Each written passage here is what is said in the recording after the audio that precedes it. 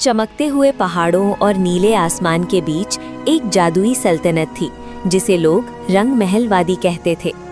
इस वादी की खास बात ये थी कि यहाँ हर मौसम में फूल खिले रहते और हवा में हल्की सी चमकदार रोशनी तैरती रहती थी। कहा जाता था कि इस रोशनी का राज वहाँ रहने वाली परियों की जादुई ताकत में छुपा है। इन्हीं परियों में एक जवान शहजादी थी जिसका नाम आयरा था। आयरा आम परियों से मुख्तलिफ थी क्योंकि उसे बचपन से ही फैशन और खूबसूरत लिबास बनाने का शौक था। वो फूलों की पत्तियों, तितलियों के परों की चमक और सुबह की ओस के कतरों से ऐसे मलबूसात तैयार करती जो देखने वालों को हैरान कर देते। आयरा के गुलाबी और सुनहरी पर रोशनी में रंग बदलते थे और जब वो उड़ती तो ऐसा लगता जैसे आसमान में कुसे कैज़ यानी रेनबो हरकत कर रही हो। महल में उसका एक खास कमरा था जहाँ रंग बिरंगे धागे, चमकते हुए क्रिस्टल्स और जादुई कपड़े रखे होते।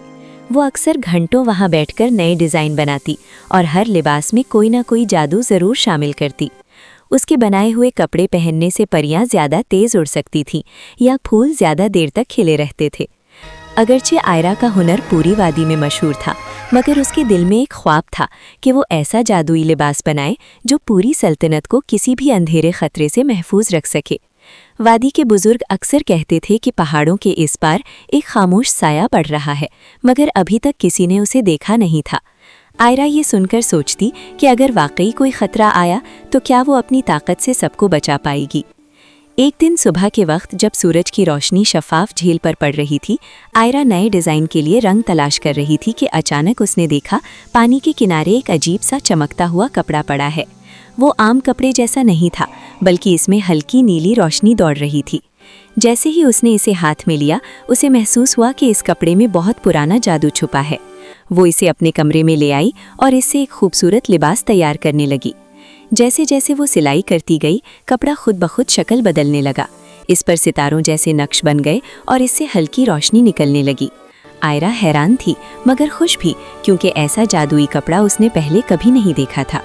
मगर उसी रात जब वो सो रही थी, उसके कमरे की खिड़की से सियाह धुंध अंदर दाखिल हुई और इस लिबास के गिर्द घूमने लगी। अचानक कमरा ठंडा हो गया और एक धीमी आवाज़ सुनाई दी। ये लिबास सिर्फ खूबसूरती के लिए नहीं बल्कि एक ताकतवर दरवाज़ा खोलने के लिए बनाया गया है। आयरा चौंक कर उठ बैठी, मगर धुंध गायब हो चुकी थी। अगली सुबह उसने महल की बुजुर्ग परी से इस कपड़े के बारे में पूछा। बुजुर्ग परी ने जैसे ही लिबास देखा, उनके चेहरे का रंग बदल गया। उन्होंने बताया, आयरा, ये है सितारा रेशम का राज। ये तो चमक रहा है। हाँ, इसकी रोशनी तुम्हारे नसीब को रोशन करेगी। अगर इसे सही नीयत से इस्तेमाल किया जाए तो ये सल्तनत को महफूज बना सकता है, लेकिन अगर गलत हाथों में चला जाए तो अंधेरे जादू को बहुत ताकतवर बना देता है। ये सुनकर आयरा परेशान हो गई, मगर उसने फैसला किया कि इस लिबास को मुकम्मल करोगे और इसे रोशनी की हिफाजत के लिए इस्तेमाल करोगे। उसने कई दिन मेहनत की और आखिरकार एक शानदार लिबास तैयार हो गया जो नीले और चांदनी के रंग में चमक रहा था। जब उसने इसे पहना तो उसके परों से रोशनी की लहरें निकलने लगी और पूरा कमरा जगमगा उठा। मगर उसी लम्हे आसमान पर बादल गहरे हो गए। वादी के ऊपर सियाह साया फैलने लगा और तेज हवा चलने लगी। परियां घबरा गईं क्योंकि ऐसा पहले कभी नहीं हुआ था। आयरा को फौरन समझ आ गया कि सितारा रेशम की ताकत ने किसी अंधेरे जादूगर को अपनी तरफ मुतवज्जे कर लिया है। चंद लम्हों बाद आसमान में एक सियाह दरवाज़ा सा बना और इसमें से एक लंबा साया नमूदार हुआ। उसकी आंखों में सुर्ख रोशनी थी और उसके गिर्द धुंध घूम रही थी। उसने बुलंद आवाज में कहा कि वो जादुई लिबास की ताकत लेने आया हूँ। वादी में खौफ फैल गया, मगर आयरा ने हिम्मत नहीं हारी। उसे बुजुर्ग परी की बात याद आई कि असल ताकत दिल की नीयत में होती है। उसने आंखें बंद की और अपने दिल में वादी की हिफाजत का इरादा किया। अचानक लिबास और ज्यादा रोशन हो गया और उसके परों से रोशनी के ज़र्रात आसमान में फैल गए। सियाह साया इस रोशनी से कमजोर होने लगा, मगर वो अभी खत्म नहीं हुआ था।